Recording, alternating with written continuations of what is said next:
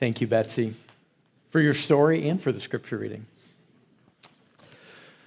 Well, some of you know, I recently, Haley and I and our dogs and Miles, we just recently moved into a new house, and this house is very old. It was built in 1900, so it's 125 years old, and it will require constant attention and love and care. But one of the fun things about the house, other than making the list of the 200 things that I need to do to it, is that a lot of the small touches, a lot of the fixtures, like a lot of the hinges and the doorknobs are seemingly very old, if not original. Things that hardly function anymore, but it is very cool to see the workmanship and kind of the artisan way in which things used to be made that, quite frankly, they just aren't anymore, right? That's kind of the cliche, but there is some truth in that. And one of the things that is interesting about our doors is that they actually have real keyholes. Like what you picture, a little round thing on top. I think we have a picture of this. I don't know the quality. Okay, so this is actually one of the knobs and doors in my house. And as you can see, there's daylight peeking through it. Now, we don't have any of the original keys. None of these actually work. Like, they've been lost to time forever. But it is cool to have this thing. Now, here's what I was thinking about the other day. Imagine if you look through one of these keyholes and you look into the room and your vision is very limited. You can only see a very little glimpse of what is on the other side of that door. And so picture, you look through the keyhole, you look into the room, and you see fire. You see fire. And you're alarmed, and you're scared, and you're worried, and you're thinking, oh my goodness, what in the world is happening on the other side of that door? Should I run? Should I flee? Should I call 911? What should I do? I'm worried right now. But if you were to open the door and you were to walk in the room and you were to see the whole picture, you were to see the whole room, you would no longer just see in part. You would no longer just see with a tiny glimpse. You would no longer just see through that little crack in the keyhole. You would actually see the entirety of the setting in the room and what's happening in the room. And what if that fire is actually a candle? And that flame is actually giving warmth to the room, and the table is set. And maybe even the room even smells like vanilla because of said candle. You'd have a very different picture if you saw the whole room, if there's a dining room table set and there's a candle on the table and it smells good and it's warm and it's inviting and a meal is prepared for you, versus just having a tiny glimpse, only being able to see 1% of the room and seeing fire and panicking and worrying and being fearful that something dangerous is before you. Now, here's what our story is going to show us today. That our enemy, the one who has come to seek, kill, and destroy, Satan, the devil, has many names, the deceiver. Our enemy has come so that we only get to peer through tiny cracks and crevices into the picture and the story and the plans and purposes that God has for our life. And he would work in ways, and he's had thousands of years to perfect his craft, he would work in ways that would only have us see the fire, to only see our fear and our anxiety and our panic and that which alarms us, the material thing right in front of us. He would not have us see the whole room, the whole story of God, the bigger picture of grace and the redemptive movement of God's plan, and that actually he has prepared a table for us to sit down and enjoy. See, faith is being able to see the whole room. All throughout the Bible, faith is likened to what? Sight. Seeing. Blindness throughout the entire Bible is hardly ever talking about physical blindness. It's almost always talking about a spiritual blindness. And so faith is being able to see the whole room, to say, man, I can only see through this maybe tiny thing, and maybe this thing is scary, or this thing is fearful, or my circumstance has me very worried right now. But if the Lord opens a door for me and he opens the eyes, and he opens the eyes of my heart, I can actually see that there's a bigger plan at play here. And then we're also going to see in our story that we can't open the door ourselves. We don't have the key ourselves. Within us and us alone is not found the key to open the door, to see that which we need to see. And what all this is really leading us to is answering the question of, how do we spiritually see? It seems like such a simple question, but it's one that gets asked over and over in the Bible. It's one that we ask ourselves in our lives over and over again. How do we spiritually see? How are the eyes of our hearts opened? And this is a noble question. It's a question worthy of asking. See, most of us are born being able to see. Some of us might be born with impairments in which we struggle to see, and maybe we can do something about that, maybe not. But for all of us, we are born spiritually impaired. We all are born spiritually blind. And so we need our eyes to be open. We need the eyes of our hearts to be open so that we can see that which God has for us. Now, before we get into our text today, part of which Betsy read, let's talk a little bit about the context. Let's set the stage for our scene.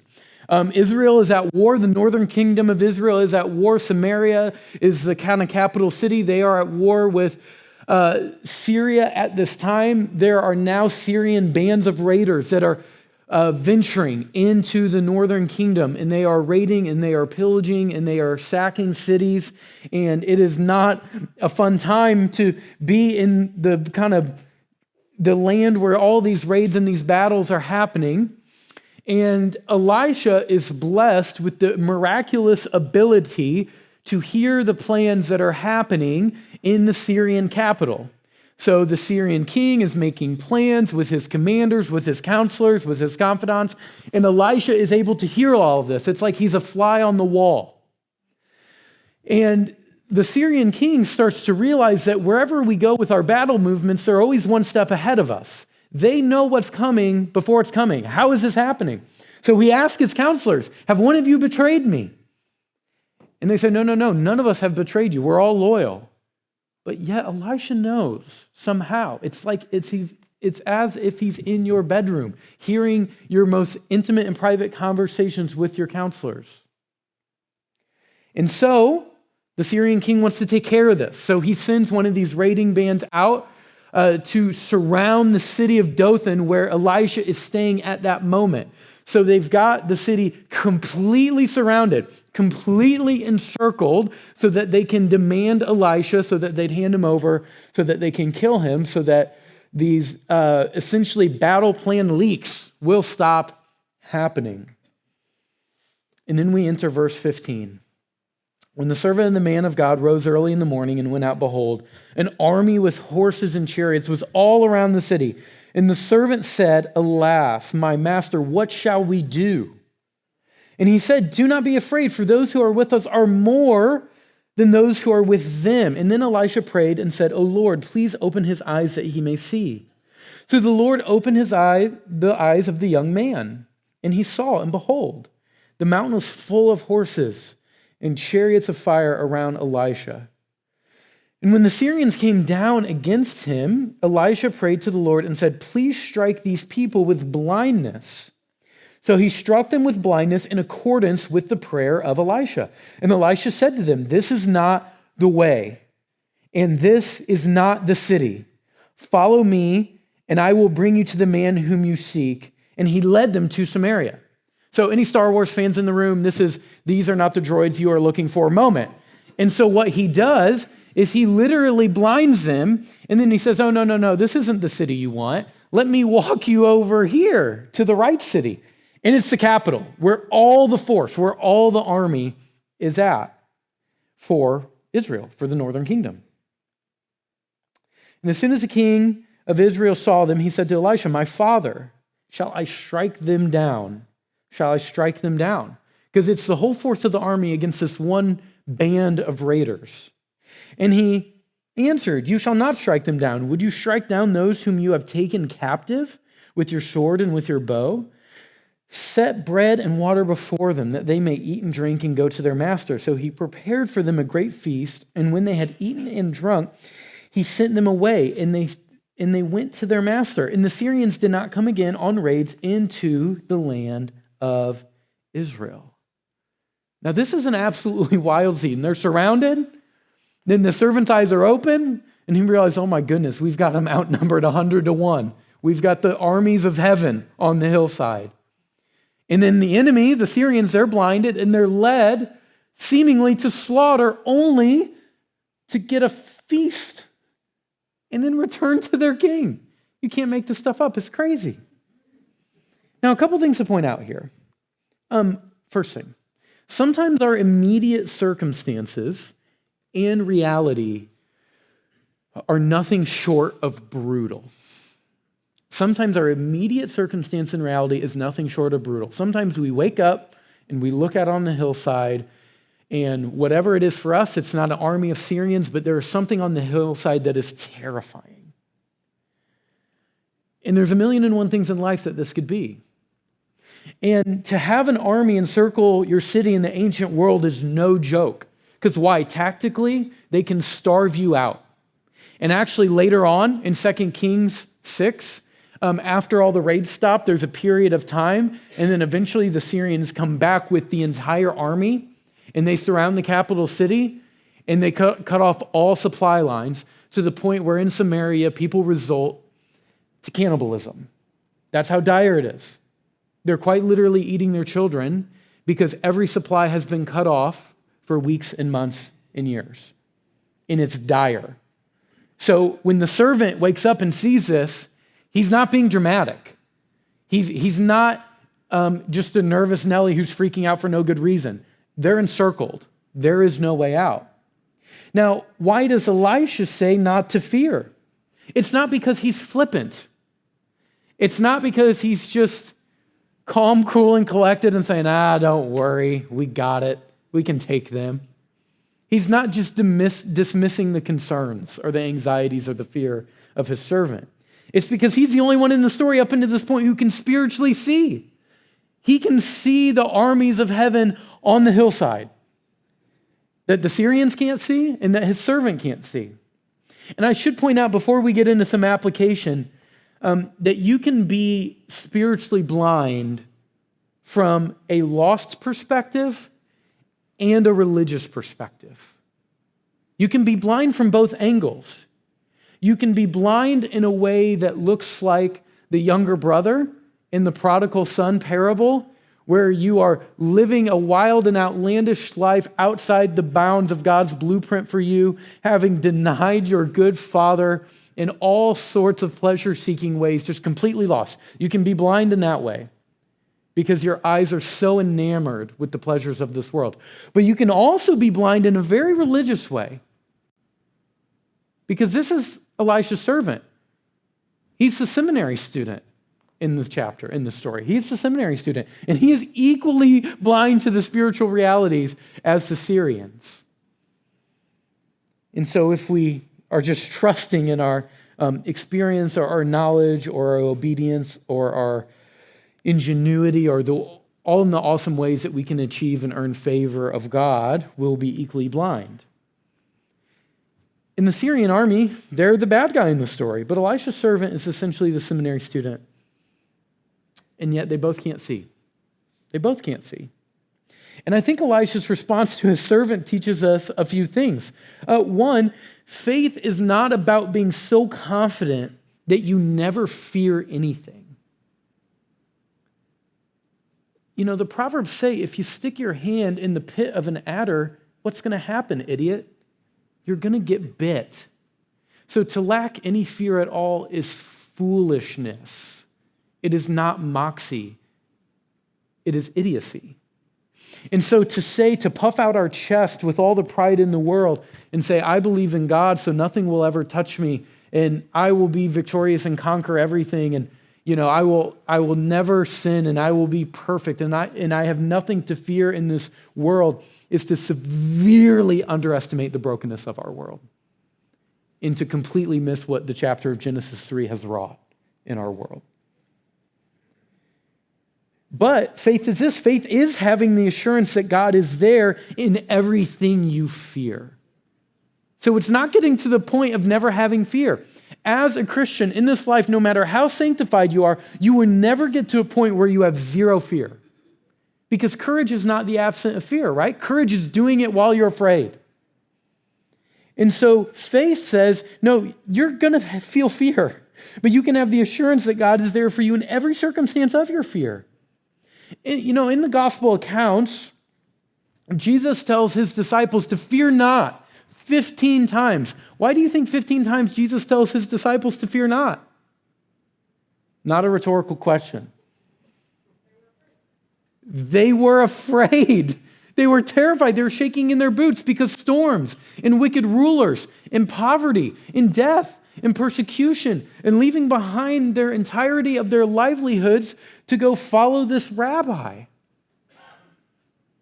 They're afraid so often.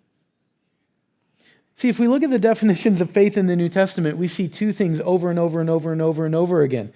Assurance in the conviction in things not seen, classic, Hebrews 11, right? That we have assurance and faith in the things unseen, that we have confidence in the things unseen. And resting in the work of Christ, who is God's ultimate provision. So it's having assurance and it's resting. These are pivotal in any movement of faith in the New Testament. And what Elisha asked for his servant is to see the same thing that Jesus invites us into, a deeper and a wider view of our reality that doesn't only see the fire through the keyhole, but sees the bigger picture. That this thing that we saw as this insurmountable thing is actually just a small part of the entire tapestry and plan that God has for our lives and for the redemptive work of our world.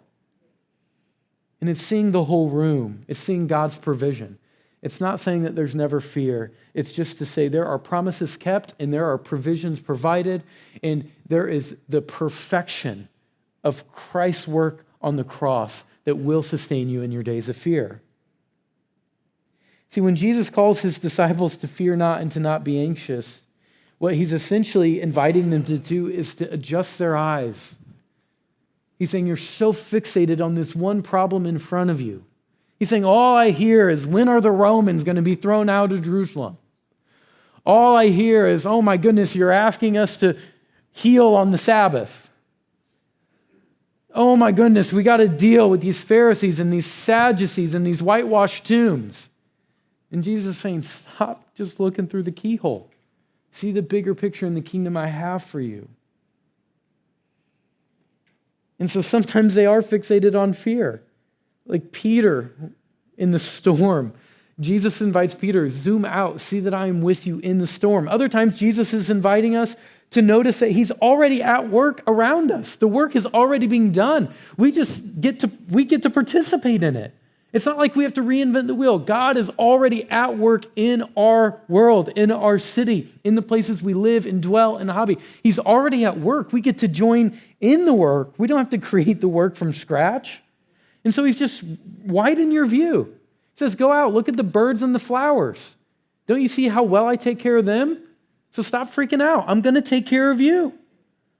Don't you know you are so much more valuable than this bird and this flower that I'm asking you to look at in the field? I will take care of you even more than they. But we also see there's more to see than our circumstances in just our material reality. Look at 17 again. Oh Lord, please open his eyes that he may see. So the Lord opened his eyes of the young man, and he saw, and behold, the mountain was full of horses and chariots of fire all around Elisha. So in this moment, Elisha and his servant are able to see something that in our moment in time, unless there's a miracle or unless there's kind of an exception to the rule, we are not able to see. And that is the spiritual realm. Friends, there's a spiritual realm. There's spiritual warfare. There is an entire spiritual reality that exists that is outside just what the cones and the rods in our eyes can see in our material reality, in the material window dressing, if you will. If you're brand new to anything spiritual, if you're brand new to faith, or if you're brand new to Christianity, or maybe you're here because your friend drug you here and they invited you 8 times and you want them to stop asking you, so you said, I'll finally say yes one of these times, and here you are. If all of this is a bit new for you, at this point, you're weirded out. This is a bit odd for you, isn't it? It's a bit weird. Because at least with Elisha knowing what the king was planning, you can explain it away and say, well, maybe he actually did have an inside man. Okay, chariots of fire, that one's hard to explain away. You can't really explain that one away. There's an army of heaven on the hillside. This is spiritual reality. And before you write this off as a fairy tale of sorts, let me challenge you with one thing. For most of human history, up until very recently, we lived in an enchanted world. And here's what I mean by that. All of human civilization and cultures and the greatest thinkers of humanity believe that there's a spiritual realm that impacted our material reality. It was assumed that spiritual things were real. There's only a tiny recent bias in all of human history in which many people have decided, no, all we live in is a material thing of chance, and eventually this material will all be gone one day. That is a very recent development. And sometimes the enchanted world, it took it a little too far. Maybe if you lived in the Middle Ages, you got a cold and you thought it was kind of some local demon, but in reality, you just didn't have antibiotics. Or maybe you thought there was some kind of, fairy or sprite affecting your harvest, right? When actually, maybe the soil was just bad, okay? So I'm not saying throw the baby out with the bathwater. I'm not saying we go back and undo reason and discovery through science with the faculties God has given us. Don't hear what I'm not saying. What I am saying is now we live in what Jake Meador, he's the editor-in-chief at Mere Orthodoxy, which is an incredible online resource. Jake Meador calls it, now we live in a disenchanted world where most people only see that which is material. And in this disenchanted world, for most of us and many of our unbelieving neighbors, we have lost meaning and we have lost purpose and we've lost connection. And we now just exist in what the material stuff is around us, and having anything deeper than that seems almost impossible. And if you don't believe me that this world is increasingly disenchanted, you just need to look at a little bit of AI data. The fastest growing use of AI in 2025 is what? It's not research. It's not, essentially Googling stuff. It's not data. It's companionship. That we are in a moment that is so lonely and so isolated and so disenchanted from meaning and purpose that we have now turned to the machines in which we have created to be our friends.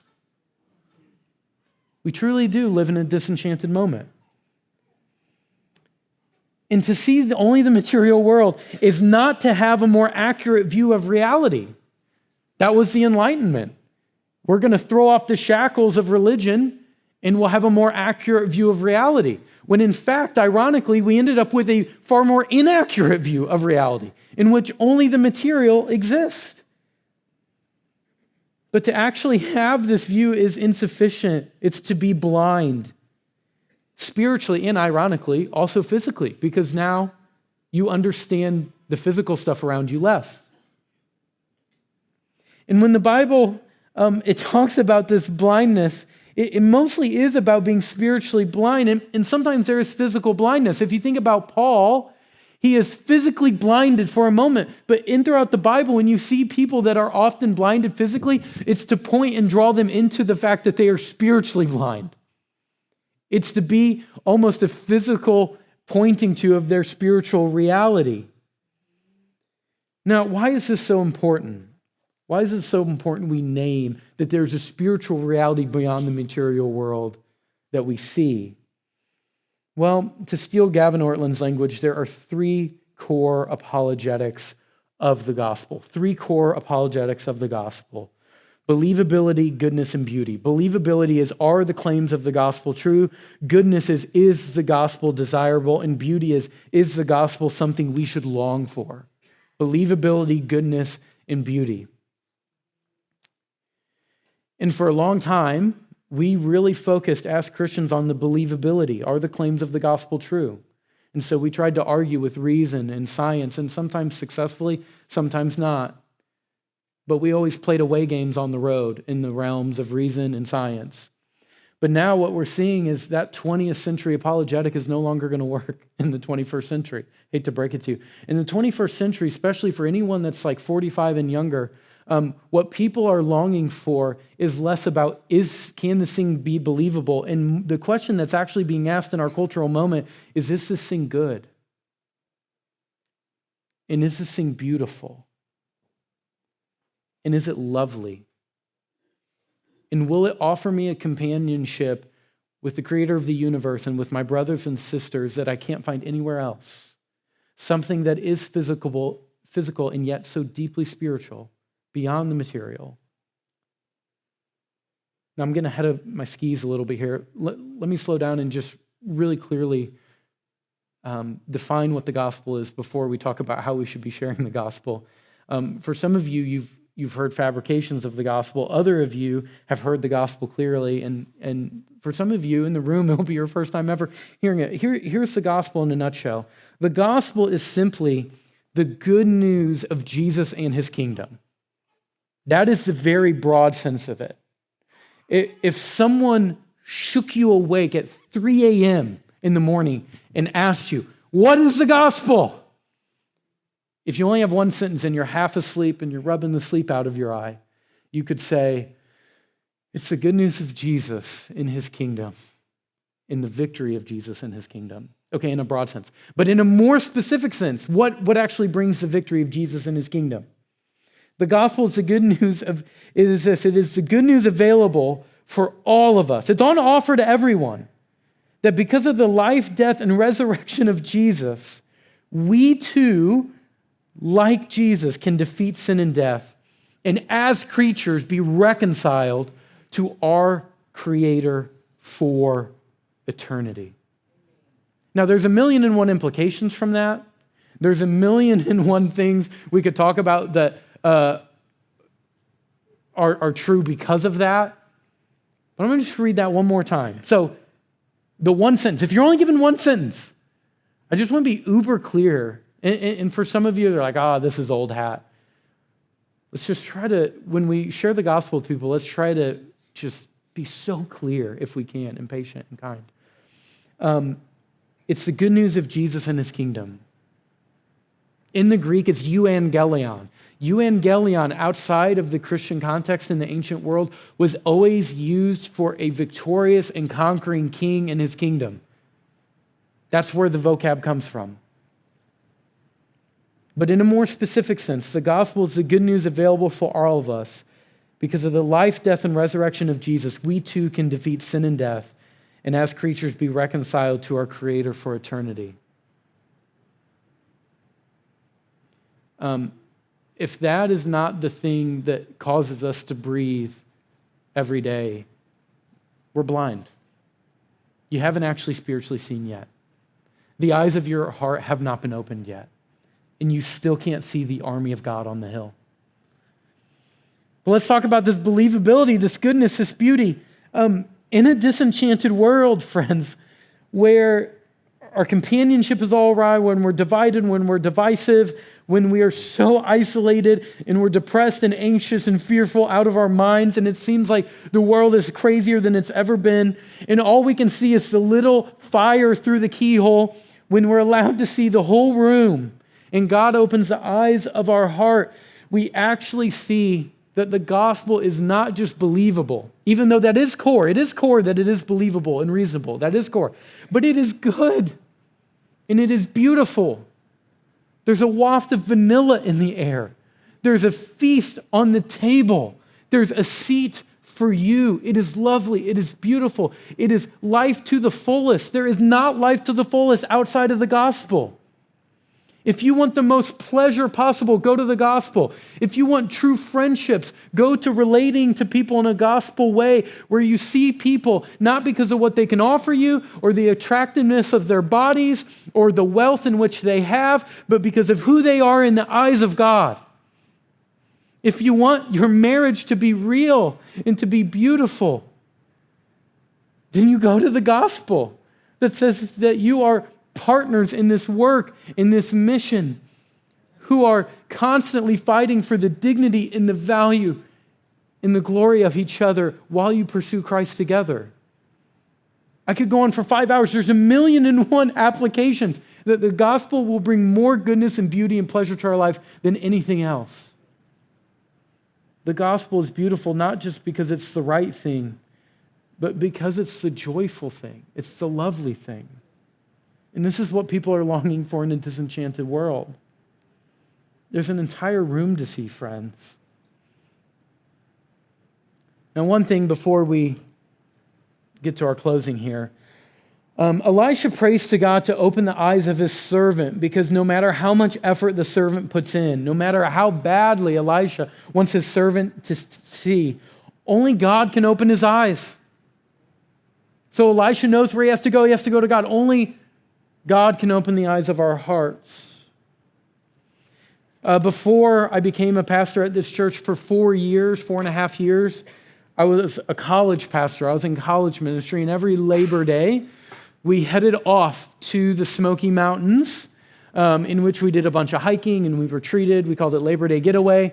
And towards the end of this trip, every single year, we went up into the mountains and we went into this freezing, frigid creek that fed into this kind of pond of sorts that was shockingly deep. You could jump off the rocks into it, and we did baptisms there. And every year, we had a handful of students get baptized. And it's so interesting when I listen to the testimony of these students who are now in college being baptized. I heard over and over again. Sometimes I would hear, I was, raised in church, but I just absolutely ran away. But now I've come home to the house of the Father. Sometimes that was the story. Sometimes the story was, I've never even heard of Jesus before I met these friends in this ministry, and I was blind, but now I see. Sometimes that was the story. But the prevailing story, the majority of the story, was I was raised in church, I did VBS, I did the whole 9, I did youth group, I sat in church every Sunday, my parents raised me in the ways of the Lord, they were good and faithful, but for whatever reason, I just never heard the gospel. The eyes of my heart were never opened. I never had ears to hear. And after hearing this over and over again, I started to think about, my goodness, are none of these churches preaching the gospel? Why? How has this happened? How have they made it to this stage in life and the ears to hear and the eyes have not been opened yet? But then I thought about my own experience. And I looked back and, for years before I actually decided to trust in Jesus, for years, whether by force from my faithful mother or maybe begrudgingly, I got dragged to youth group. And then I eventually started to go to some Fellowship of Christian Athletes events, and I got dragged to church on Sunday mornings. And, half of those I was hungover, and the music was really loud, but my mom was faithful. She kept dragging me to church time and time again. And I looked back because people would give me these Bibles, and I would go to youth group and I would read and I'd highlight some stuff and I'd underline some stuff. But the eyes of my heart were never opened before I actually decided to trust Jesus. But when you look back, if you look at my little scribbles and my highlights or what I underlined, if you look back at the sermons that were preached, the gospel was there all over the place. It was in the text. It was in the words of my youth pastor. It was in the words of my pastor on Sunday morning. It was in the words of whoever was leading the Devo at Fellowship of Christian Athletes. It was there all over the place. I just didn't have eyes to see it. It wasn't that it wasn't there. And I had to have the eyes of my heart opened by God. Francis Schaeffer puts it beautifully like this. He says, leading someone to Christ is impossible. But with God, all things are possible. Isn't that beautiful? What Schaeffer is saying there is you can't yourself save someone. Only God can open the eyes of their heart. But with God, all things are possible. So pray that their eyes would be opened. All right, here's the very last thing. Here's what we're closing with. We are invited to live differently in our circumstances and in reality. Once the eyes of our hearts are opened, we're now invited into a different way of life, into a different way of living. It's crazy that we get to the end of this story, and the king of Israel can slaughter this band of raiders that has been pillaging, that has been absolutely destroying things, catching things on fire, taking women and children off back to Syria, doing the most atrocious war crimes you can imagine. And they have a chance to put them all to death. And Elisha has a feast for them and sends them back. Why? Well, in this moment, Elisha shows incredible mercy and grace because he has spiritual sight. He knows that the kingdom of God in the invisible kingdom is more important than the visible and the physical one. And Elisha has every right to destroy his enemies, but instead, he forgives them. He prepares a feast for them. And he has them return home to dwell in the presence of their master and their king. Sound familiar at all? Sound like anyone else we know that would do such a thing, that has every right to punish his enemies who have rebelled against him, and yet he throws them a feast, shows them mercy and grace, and calls them home to dwell with their master? Seems like I've heard that somewhere before. And you might think, well, now you've gone too far. Because Elisha should have put them to death. And that's just too much mercy. And that's just too much grace. They're too evil. Don't you know sometimes, Chris, we need to take things into our own hand and just make kingdom come. But remember, one of our key definitions of faith from earlier is what? Resting in the finished work of Christ. Why do we pray for our enemies and love those who persecute us? Because Christ has already dealt with them. And maybe not today and maybe not tomorrow, but ultimately Christ has dealt with them and he will deal with them. And we rest in that work. Hundreds of years later after this story, there's another prophet that comes on the scene. But this time he's not in Samaria. He actually happens to be in Jerusalem. And there's this garden in Jerusalem, right on the outskirts. It's called the Garden of Gethsemane. And this prophet stands there. And the prophet, just like Elisha, once again finds himself surrounded by his enemies, by soldiers. And once again, just like the king, a disciple of the prophet raises his sword to take matters into his own hands.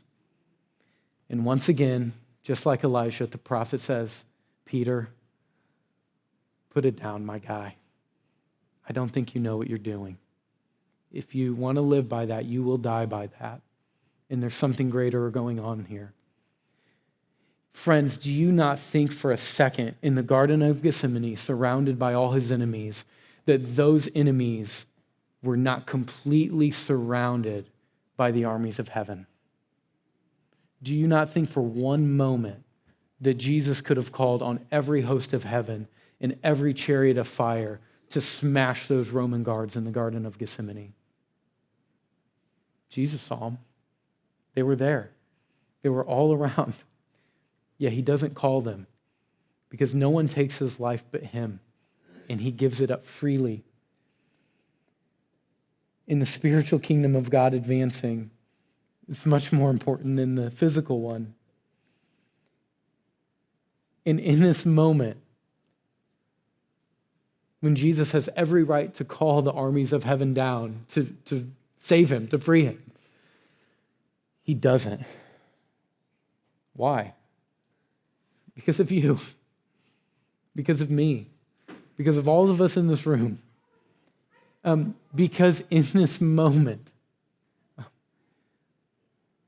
the prophet goes to his death willingly, knowing that all the pain and the judgment and everything that is going to be poured out on him so that we can be spared. So friends, here's what we're going to enter into in this moment.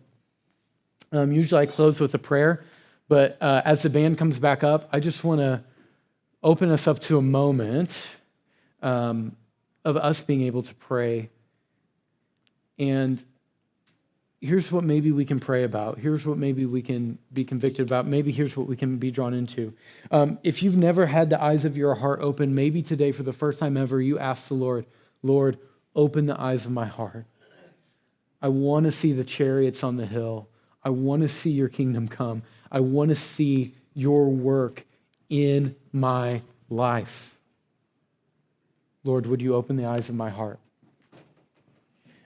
Maybe the eyes of your heart have been open and you've seen the work of God, but lately, for whatever reason, there's just apathy that's creeping in, and you feel like you're drifting, and you feel like you're tempted to just look through the keyhole and see the fire and panic, and fear is just gripping you. Would you ask that the door would be open and that you'd see the full picture again, and you'd pull up a seat at the table? Maybe you're seeing the full picture and you're in a season of joy and you're loving what the Lord is calling you into right now, but you've got someone that you love dearly in your life. And you're asking the Lord on their behalf, like Elisha did for a servant, Lord, would you open their eyes? I've shared with them. I've loved them. I've cared for them. But I cannot open the eyes of their heart, but I know you can. Would you do that? Would you use this seed that I'm throwing into the soil? Would you bring the water and the growth? Would you germinate that seed? And for the first time ever, would the eyes of their hearts see, so that like Elisha and the servant, we can have this beautiful moment of, oh my goodness, we see together. Friends, who is that one person for you? We've all got at least one, but we've probably got one that immediately comes to mind. So let's just take just a minute or two, then the band will start playing again, to pray for the opening of eyes and spiritual vision and sight for us and for those who we dearly love.